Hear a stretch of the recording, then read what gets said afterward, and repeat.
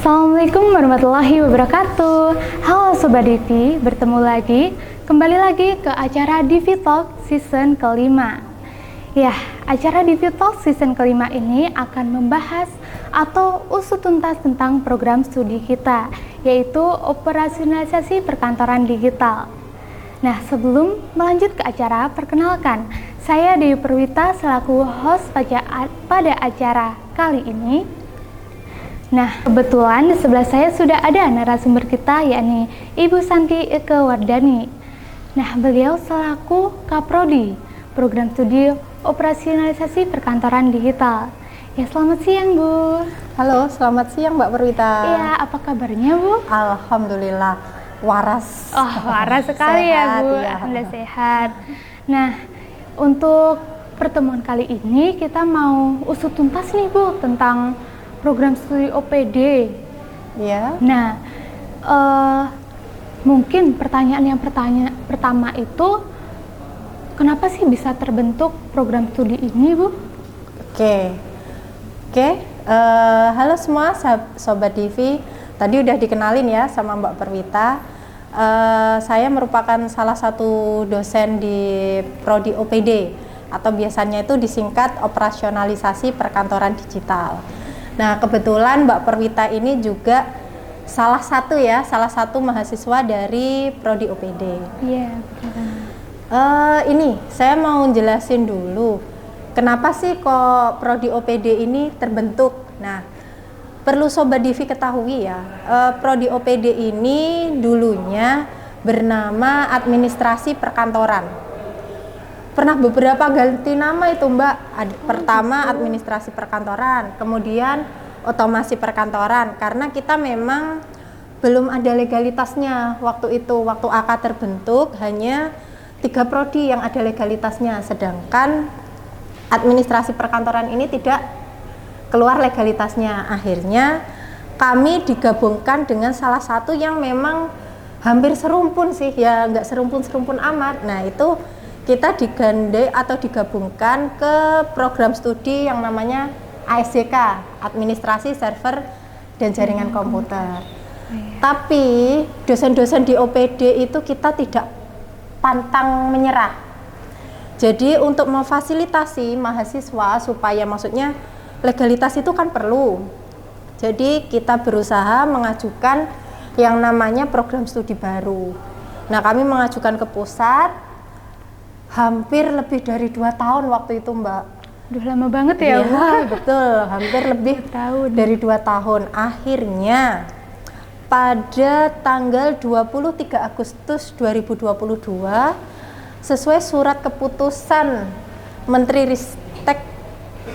Menteri Pendidikan Kebudayaan Riset dan Teknologi nomor 231/D/OT/2022, legalitas izin pembukaan prodi baru OPD berhasil. Dan alhamdulillahnya nih kami bisa memfasilitasi semua mahasiswa yang dulunya administrasi perkantoran. Ibaratnya legalitas itu gini, Mbak, kita itu nomaden, tidak punya rumah. Kalau kita punya legalitas rumah, otomatis kan ada yang memayungi kita. Jadi misalnya nih mahasiswa mau lanjut studi, kalau nggak ada legalitasnya kita itu kadang diabaikan. Nah, dengan adanya legalitas ini alhamdulillah mahasiswa bisa terfasilitasi. Nggak cukup itu aja, Mbak, kita itu ada tantangan tersendiri untuk yang namanya akreditasi. Jadi kita harus memperoleh tuh yang namanya akreditasi sementara untuk memfasilitasi mahasiswa KIP kuliah. Nah, ketika prodi itu terbentuk, kalau akreditasi sementara itu tidak ada, ya adik-adik Mbak Perwita nggak bisa itu dapat yang namanya KIP kuliah. Nah, alhamdulillah berkat kerja keras dari tim dosen OPD, akreditasi sementara kita muncul dan bisa memfasilitasi mahasiswa yang mau KIP kuliah. Itu cerita singkatnya Sobat Divi Prodi OPD, kenapa kok ada gitu. Oh iya, itu dia cerita singkatnya dari program studi ini. Nah, berarti cukup lama ya, Bu, prosesnya itu? Iya, lumayan butuh lama. Perjuangan ya, sangat amat. Ini aja kan juga masa transisi antara yang kelas 2 sama yang kelas 1. Jadi yang ikut legalitas untuk OPD itu saat ini masih kelas 1, cuma yang kelas 2 juga tetap kami fasilitasi sama, seperti itu. Oh, seperti itu. Oh iya ini Bu, kan ini dari program studi OPD.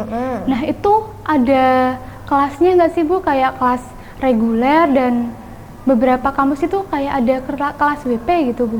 Oke, di OPD sendiri ya, awalnya itu kita hanya kelas reguler. Ada yang namanya kelas reguler itu dulu ada pagi dan sore. Tapi karena kendala COVID, akhirnya kita hanya di kelas pagi. Kemudian kita mengantisipasi, kan AKN ini dibentuk untuk mewadahi lokal wisdom ya, warga lokal yang maksudnya daripada jauh-jauh kuliah keluar kota, ya udah di sini aja. Terus kuliah kalau di luar kota kan terbatas usia tuh Mbak. Iya. Nah, di AKN ini lebih fleksibel, ada fleksibilitas. Akhirnya kami berpikir bagaimana orang yang belum bisa menempuh kuliah bisa menempuh kuliah. Akhirnya kami membuka 2 kelas. Ada yang namanya kelas reguler dan kelas warga produktif. Nah, kalau kelas reguler itu ya biasanya kuliahnya Senin sampai Jumat dan mayoritas memang mahasiswanya fresh graduate atau baru lulus SMA atau 2 tahun 3 tahun kuliah. Nah, kalau untuk warga produktif ini mereka itu dari satu kelompok masyarakat Mbak.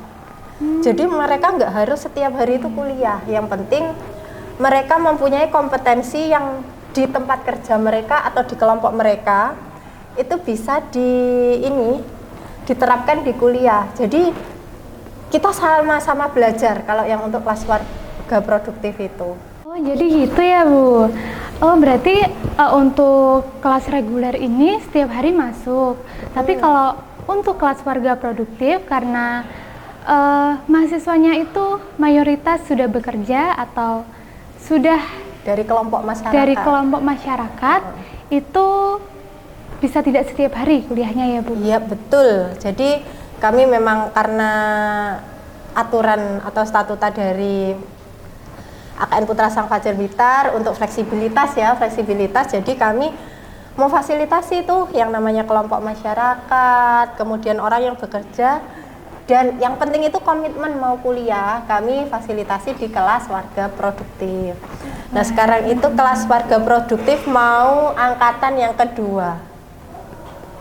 Angkatan yang pertama sudah berjalan, dan ini September yang akan datang ini penerimaan mahasiswa baru ini mau yang angkatan kedua. Waduh, untuk teman-teman semua yang ingin melanjutkan tapi terbatas dari umur atau dan lain-lain, itu ada di Akademi Komunitas Negeri Putra Sang Fajar, tidak membatasi segala usia.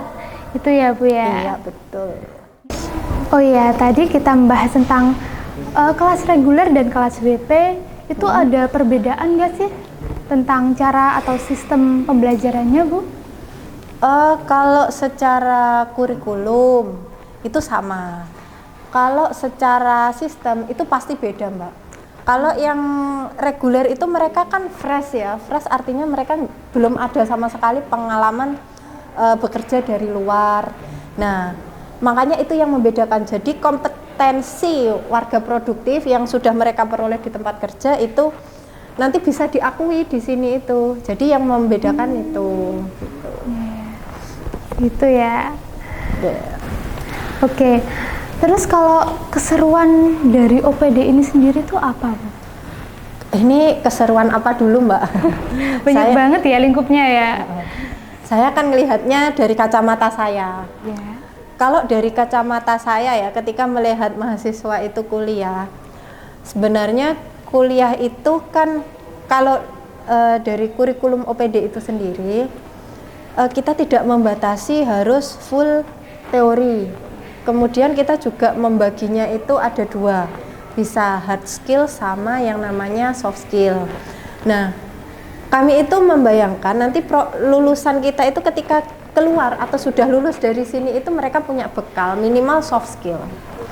Kan dari hasil penelitian ya, itu dikatakan bahwa hard skill itu alah paling cuma kurang lebih 20% yang dibutuhkan.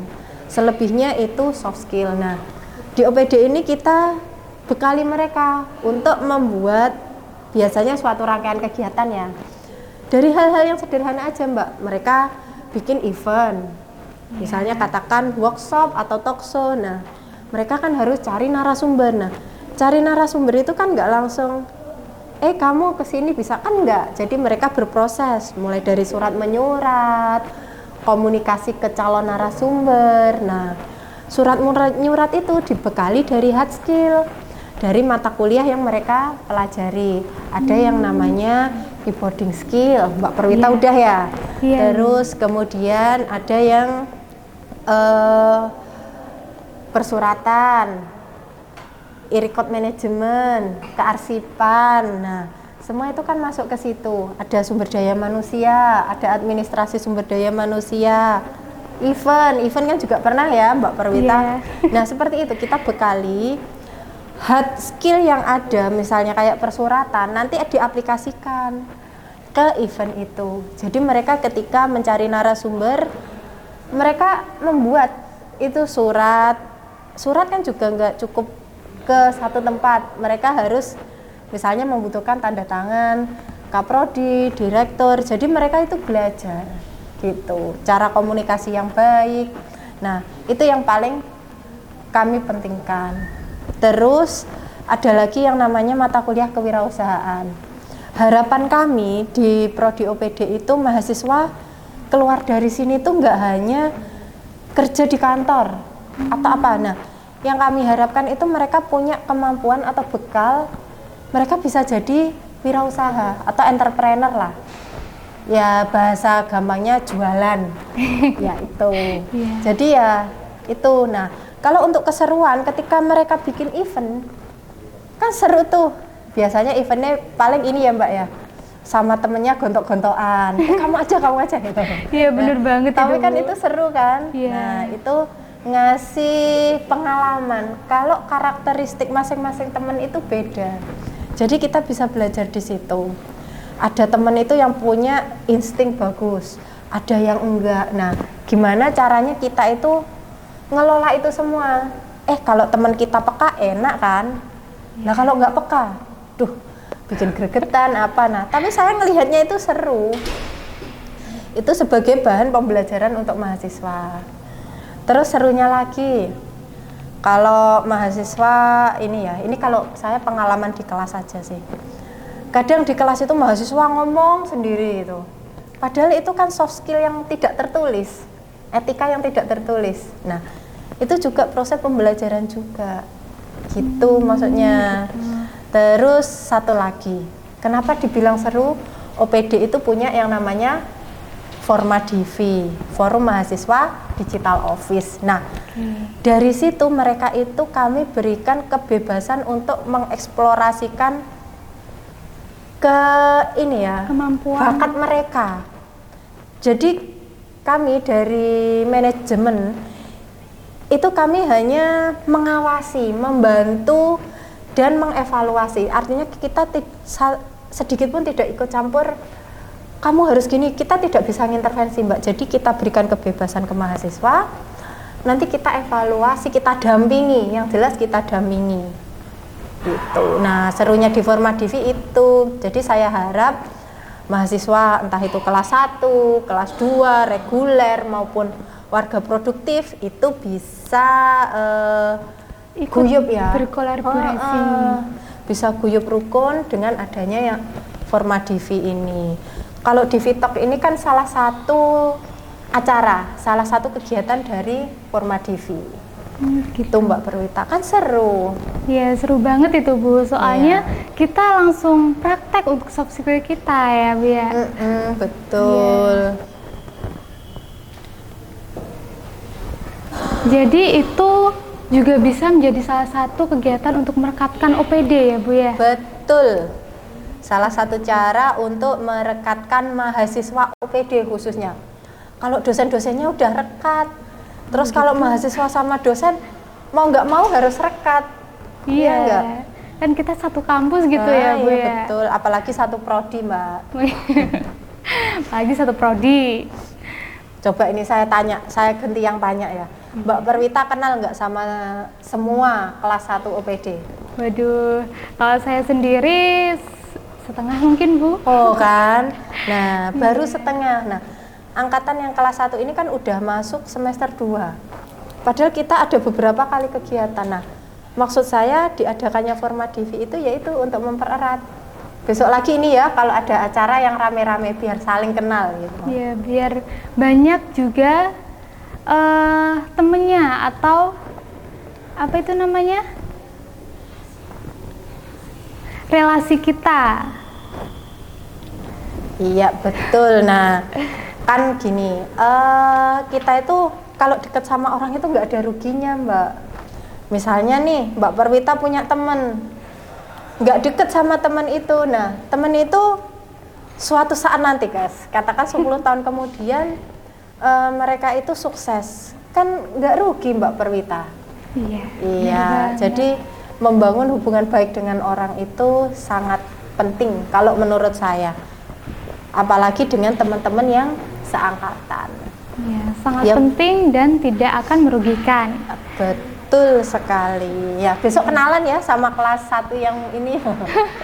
Iya Bu, oke. Bisa diatur nanti ya. Oh iya, ini dari OPD, saya ingat ada slogannya ya Bu ya? Iya, betul. Apa coba?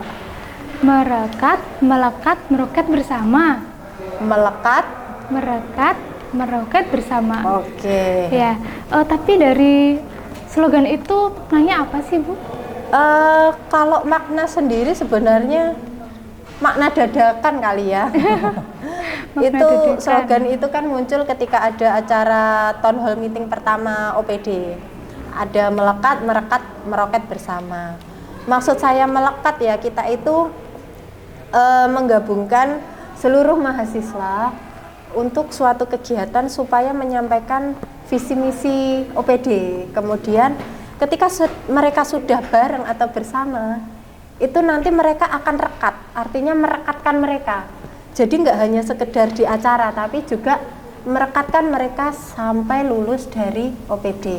Meroket bersama artinya nanti mereka ketika lulus dari sini itu bisa sukses bersama. Aduh, amin. Bagus banget maknanya ya ternyata. Iya dong. Padahal dadakan loh itu. Iya betul, tapi makna itu harus diinternalisasi semua warga OPD. Oh iya, benar banget. Terus kalau ini kan saya sendiri di jurusan atau program studi OPD nih ya Bu. Terus untuk peluangnya atau prospek karirnya itu apa aja sih Bu? Oke, tadi kan di awal beberapa sudah saya jelaskan ya terkait peluang kerja atau prospek karir.